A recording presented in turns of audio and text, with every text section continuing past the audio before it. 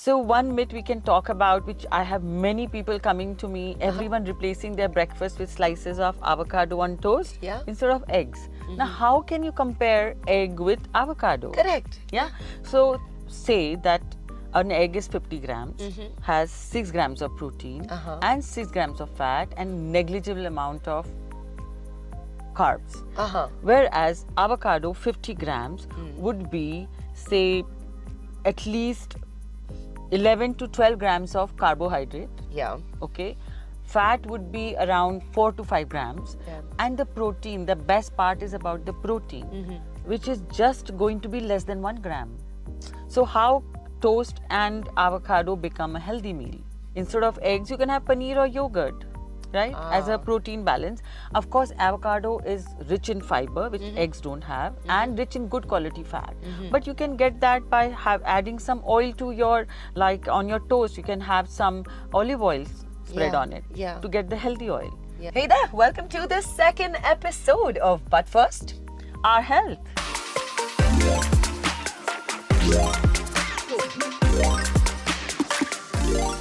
We're going to dive right into how the digital world and fast-paced life is taking a toll on millennials and Gen Zs like us. Yeah, so Mehul, I understand that because I have 3 Gen Zs in my house itself along with 2 son-in-laws. So they are struggling, literally struggling, because you are into a digital world and your screen time is rocketing up like how, and which is of course, and you are looking at your phone 1,000 times in a day.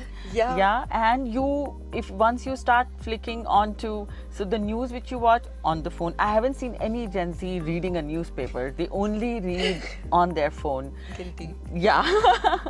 And of course the Netflix, and so your sleep is compromised because you're watching Netflix at night, again screen, and your every activity, your payments are done on the screen, you find food on the screen, you order everything on the screen. So the screen is not only taking care, like disturbing your melatonin, so your sleep is getting disturbed because the light from the screen disturbs the melatonin. So then your sleep is little disturbed or you're not able to fall asleep. So sleep is the first thing that gets impacted for Gen Z. There are ways to handle it without taking supplements, which is keeping your screen away and listening to some, again, through the apps. I have 2-3 apps which are chanting mantras and nice and calming music. Audiobook apps. Yes. So, and or you can take magnesium glycinate, which is a vitamin, which I tell them if you're not able to fall sick, at least take that because you have a next heavy day of work. All of you work really hard and so passionate about work, I can see that. So I understand, which is fast-paced world and all about. So I tell them you have to firmly place your sleep and exercise into your routine. And being from the same time working really hard and handling home and children, I have 2 exercise time, morning and evening. So if I miss one, I know I have another one to cover up. So that's taking care of yourself in terms of so that you don't lose muscle. Your, you produce the hormones which are very happy hormones for your brain, and you're able to sleep better because you're exercise, right? And you're feeling fit and healthy. Correct. Sleep. Thirdly is managing your meals on time. That you cannot just leave that to a chance. Okay, now I'll get a chance and I'll eat my lunch. No. Place that firmly. If you're not able to eat on time because you're busy in your meeting, at least have the protein bars or those nutrition bars. Keep them handy. I always have that handy in your bag. My bag. Correct. I always keep them. So okay, my meals are like today also I'm carrying a nutrition bar. If it gets late, at least I can have that. On the go food. On the go food. So you could do that and learn some quick and easy to make recipes. I have smoothies which I have. Suppose if I'm missing my meal due to any reason, I order a smoothie. Which is protein based. So protein is something you have to really take care of, which we can miss. Like suppose you're carrying just a veg sandwich. Where is the protein? Because that's a quick thing you can call for. A lot of us take serotonin from reel culture. Like we find our happiness through just scrolling on reels. And I feel like that's not, something that is good on the long run. So what are the substitutes that we can do? So as I mentioned, that exercise is the most underrated good hormones, endorphins, which gets released and is with you for a longer time. And meeting a friend for a walk, having that one-to-one chat. So good hormones are released then. And so, meeting a friend over online. Instead of that, you can meet a friend for, say, I know my kids are now going for paddle.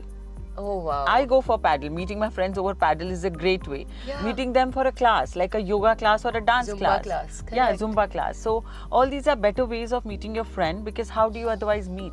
But ma'am, we want to ask you one more thing that our generation really looks forward to is this travel culture.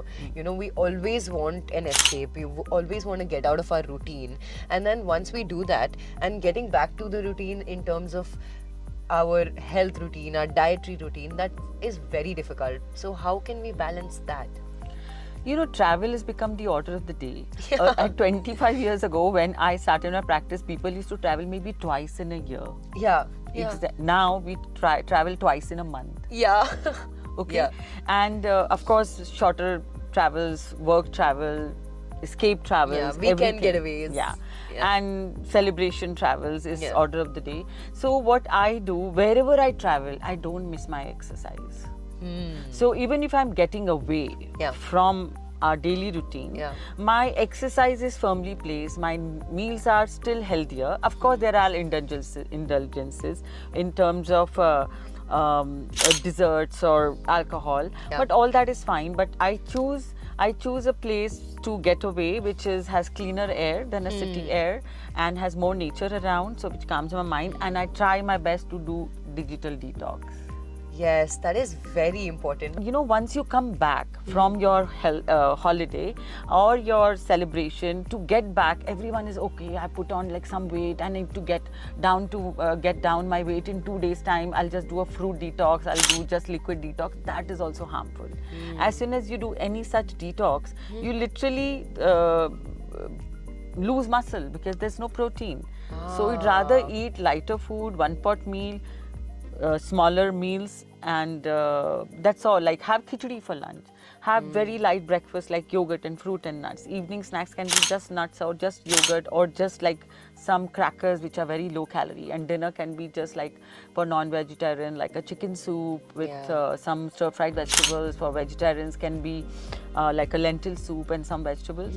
So this is the way you can detox instead of doing just a fruit detox. Of course. That's how you can manage just 1 or 2 days of detox and you're back to normal. And that was it for the third episode. But hey, hang around, because next episode we're going to dive into so many things, right from what happened after COVID and gut health, which is very, very important for all of us right now, because every problem starts with gut health, right ma'am? Yes, 100%. Well, that was Suman Agarwal.